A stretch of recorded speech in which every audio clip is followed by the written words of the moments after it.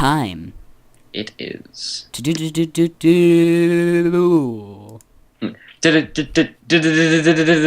Drop the Okay. bass. Before continuing with the story, you may use the green arrows to view content from discussion threads taking place between chapters 5 and 6. Otherwise, move the story ahead normal. I'm going to look at the stuff. Not... Oh. Yeah, box Hello, of work. Pyramid Head. Pretty good artwork of, Ew, oh my god, they have a... Okay. Compute. Is it Rule 34? No, I'm just looking through. Doesn't look like any Rule 34 so far. Oh my god, I love the picture of Red. I never really was on your side.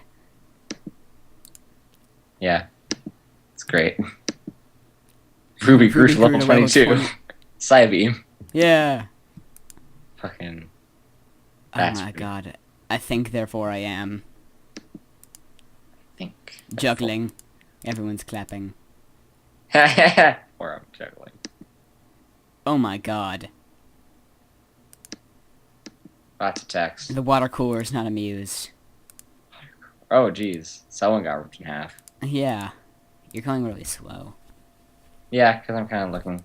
Also, I'm trying to read a little Good, bit. bad. I'm the one with the mean left hook.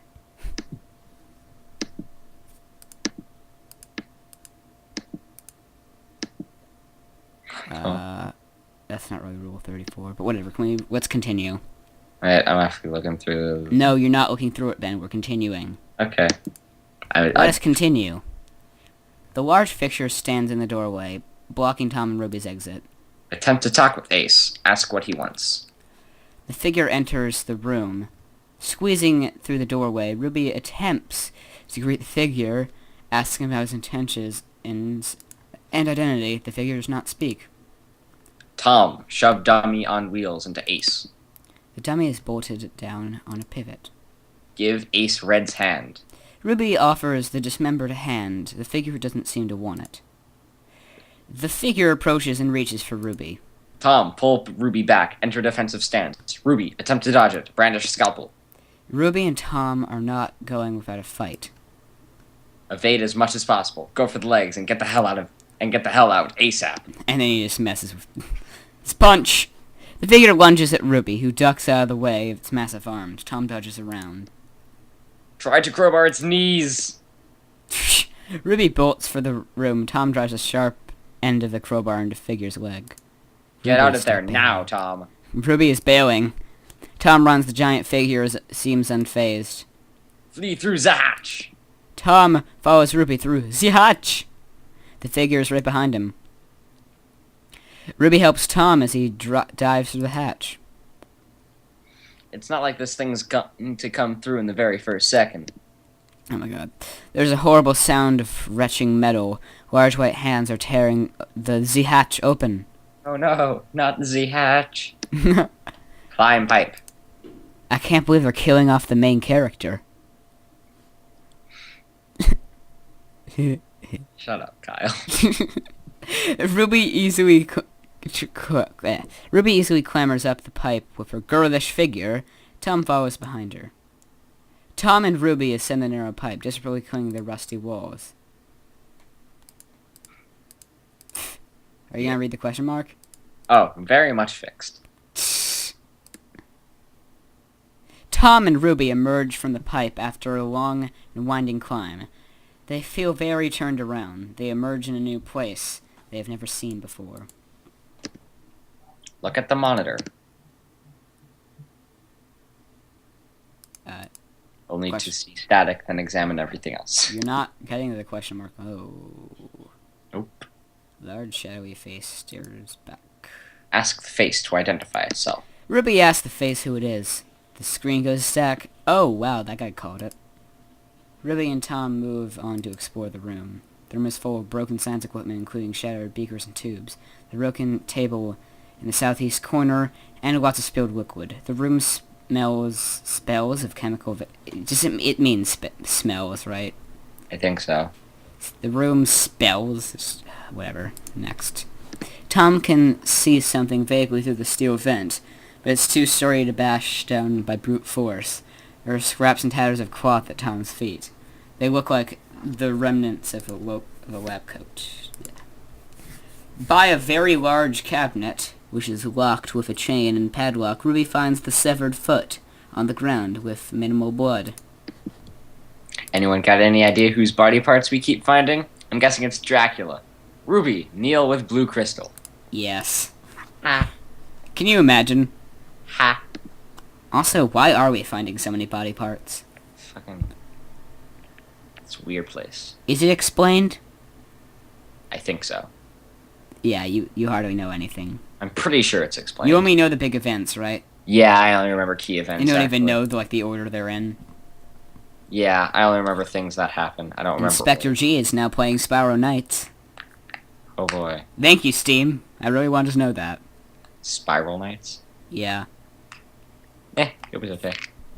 For free to play, I guess it was good. Yeah. I liked it. The door has no visible lock, but is wired to the monitor. Ruby pockets the heavy gloves she finds on the floor. Also of obvious note in the room is the access hatch leading down, which is secured in place with some sort of staff. Take staff. Ruby takes the odd staff. It's made of some kind of green-stained wood. What's that on top of the cabinet? Tom climbs up and takes the empty syringe. Attempt to pick cabinet, lock with scalpel. Don't be silly! Neither Tom nor Ruby is crafty enough to know how to pick locks. Tom removes I remember you said medicinal before. I almost said medicinal. Medicinal.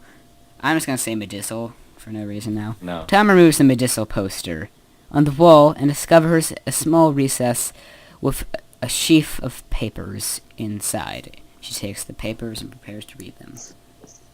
Ruby examines the vent. There are tiny warnings that indicate it is used to channel gaseous chemicals, and that gas masks should be used when operating the chemical pump, which is nowhere to be found. While Tom prepares to read the note, Ruby looks through the hatch to the familiar lower level. Tom begins to read the sheaf of papers. I can't read that. Why not? Because how it's written and the font it's in is kind of weird. There's some... Trust me, man, that's nothing compared to, teacher writing or doctor writing. Both of those are the worst. Anyway, Can you I'll read it? I can read it. Yeah. Red's Journal, October 3rd. Traditional treatments show no progress. Yesterday, Subject 5, a.k.a. Tom, has crippled his hands in an accident involving the accidental operation of the hatch in a newly excavated brig room. If these events continue, our situation will only deteriorate further.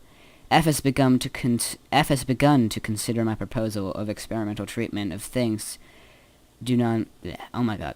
If things do not improve, I will speak to the board. At this point, everyone is desperate for a solution. Red's Journal, October 7th. Today, when I was visiting some subjects in the patient break room, I could swear I heard whispered voices. This is the second time. F says the board has approved my recommended treatments. They begin immediately. Tom continues reading, sharing his findings with Ruby. Red's Journal, October 27th. Things were going so well. What happened today changes everything. Everything happened since the new treatment started, and I had hoped the death of patient 1 could be overlooked. That's no longer an option. I know what must be done. I do not welcome it. Tom is almost out of pages. Red's Journal, October 29th. The deed is done. May God forgive me. Tom reaches the last page in the pile of loose papers. Go down hatch. Use access card on case. Did you see how well I read that? Did. That was I surprising. am hardcore. I would not be able to read that as well. My reading skills just went up just through doing this. Yeah. Jeez. You see? I'm a good Thank friend. you, Ruby Quest, for both scaring me a lot and teaching me how to read. Anyway. Double whammy. Tom and Ruby uneasily put away the notes, unsure quite what to make of them, especially the last 2 entries.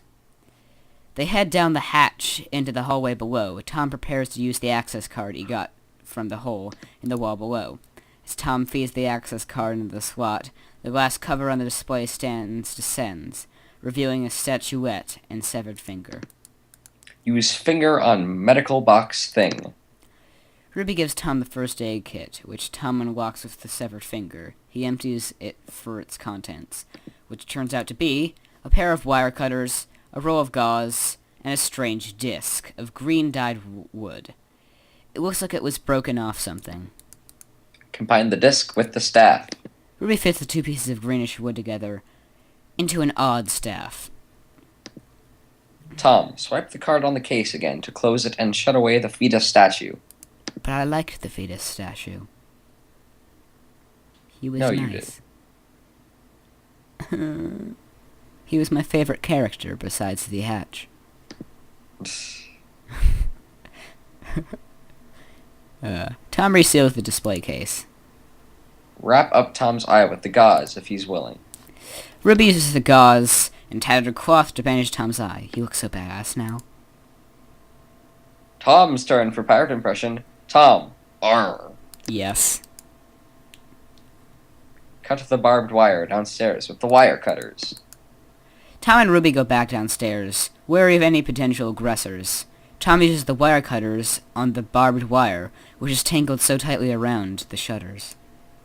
Behind the metal shutters is some kind of cabinet shelf for cafeteria food. Oh boy, more blood.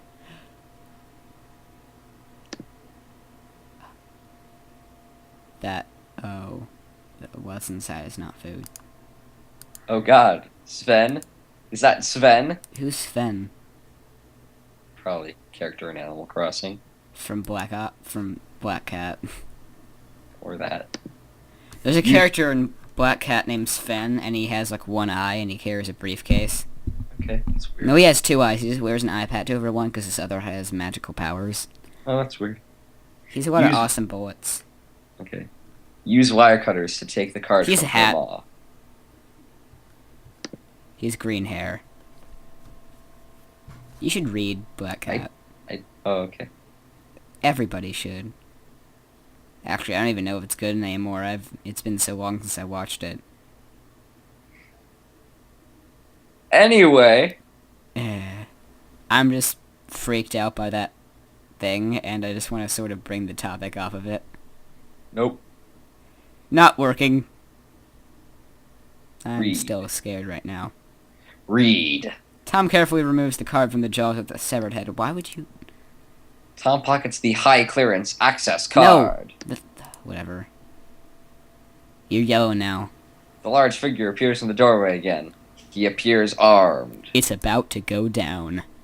Run upstairs. Use the card on the reader at the high security door. Tom runs to use the high clearance access card on the door. Ruby and Tom take this opportunity to mentally review their respective inventories. The large figure appears in the doorway. Tom is still opening the door. The first aid kit. We emptied it. Toss it at the glass case as we leave. Ruby hurls the empty case as Tom finally gets the door open and rushes through. The empty first aid kit smashes the glass on the security protected display case. Ruby rushes through the door after Tom as a lethal trap springs from the mechanical guts of the display case. I didn't think they would actually kill him. Ruby and Tom quickly shut the door behind them and observe the new room. He's not dead, is he? He's not dead, is he? Examine jar, examine note on the wall. Ruby inspects the jar. Inside, some sort of very strange fleshy growth is suspended in some kind of solution. It is covered in what looks like veins and knotted muscle. Tom steps over a chasm in the floor to approach the clipboard hanging on the wall. Look down what lies below. It would appear to be the room Ruby started in when she first climbed out of her locker. Tom grabs the clipboard and reads for yet another expository cutscene. Notice, November 23rd. Subject 6 has been moved to isolated containment in Upper Lab B due to increasingly unpredictable and violent behavior. Please notify if you need to make contact with Subject 6. All non-medical staff is advised to avoid Lab B at all costs. Highest priority hazard. There are only 2 pages. Tom gets the feeling there was some interdepartmental feuding going on here. Attention all staff attending subject cells. Following the events of November 1st, Diagnostic Technician Red will be assigned to Cell 6. Please note that Subject 6 has already been relocated to the brig for holding. The staff would also like to announce that until further notice, ACE will be referred to on these documents as question mark. The Action Committee is still deciding whether it is more economic to change his name or assign the Subject Cells Committee a font capable of properly producing that stupid symbol. Tom tries locker number 5, but the lock, while busted, is jammed. It'll take a bit of force to rip open. Ruby, meanwhile, examines the clipboard after Tom. First, check goddamn wiring. Tom and Ruby consult each other on the wiring, but given the construction of the massive piece of machinery, they assume the wires and tubes are for normal operation. It does not appear booby-trapped, as far as they can tell. Someone sent in for Someone sent in for the bludgeoning cane shovel. Ruby lends Tom her bludgeony cane shovel. Tom promises to give it right back. Did somebody say bludgeony cane shovel? Somebody did. Ruby, step away from that chasm. Something's gonna grab your ankles. Ruby retreats a safe distance from the hole. Tom springs the door open with a loud metallic rattle. Locker number 5 is empty. However, something is scrawled onto the door in Tom's handwriting. Oh my god. Don't trust 7. Don't you do it. Oh my god, Ruby is 7, isn't he? Tom closes the locker quickly. Ruby asks if Tom found anything useful inside. Tom, that bitch is out to get you. Elect to keep the bludgeony cane shovel. She would just use it to hurt you, Tom. Tom, ignore that boy. She promised you a date, remember? Fucking only of... Fucking... What? That's probably the person who... That's probably someone who posted Yeah, before. I'm not pronouncing it since it's just a name. Tom, be on your guard. You don't know this girl.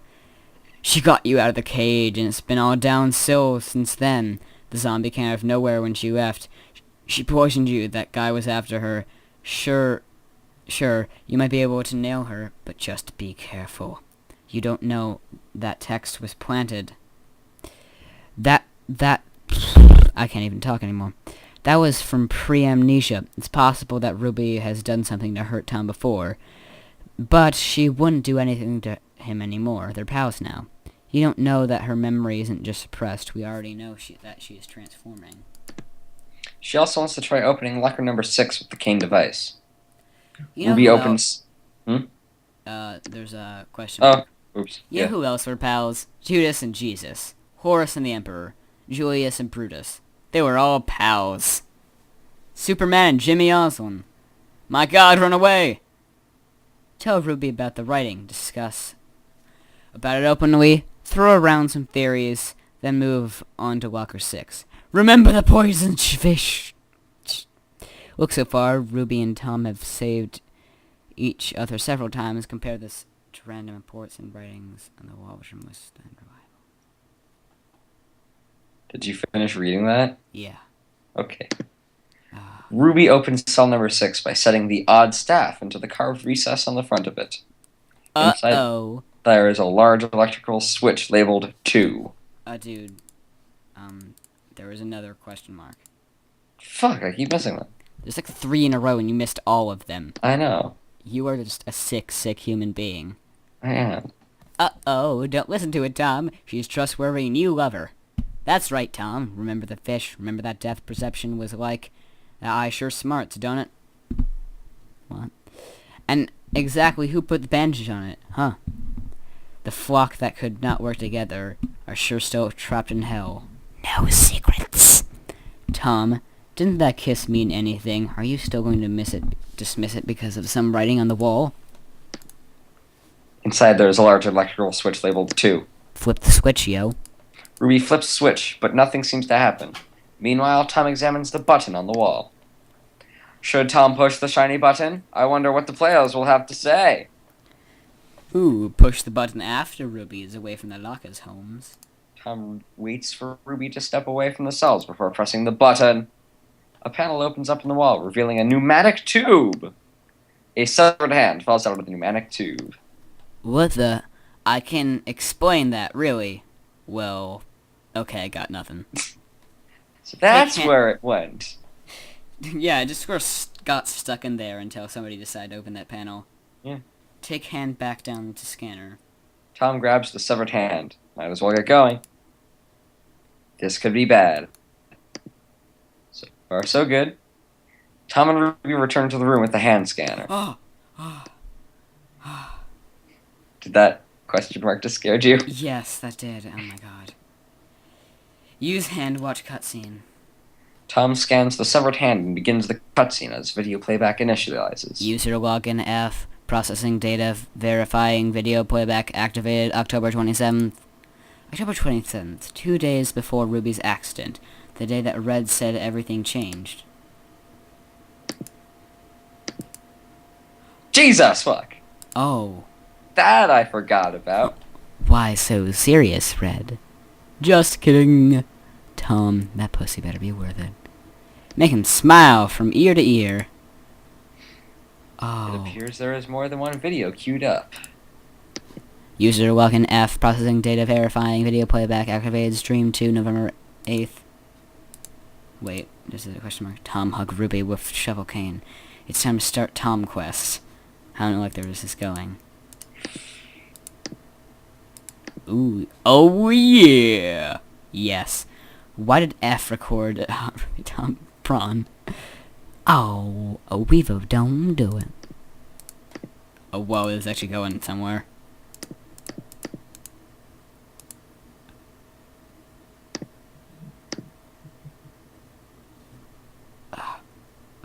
Mmm.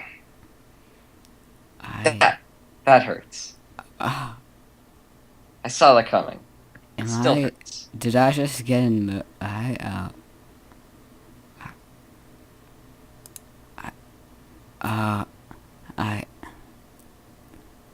don't even know how to react to this. That...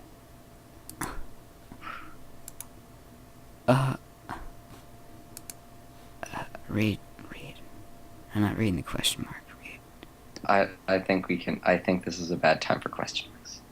Yeah. The video finally ends.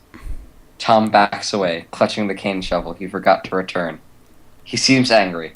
He also seems very scared. One hell of an ending.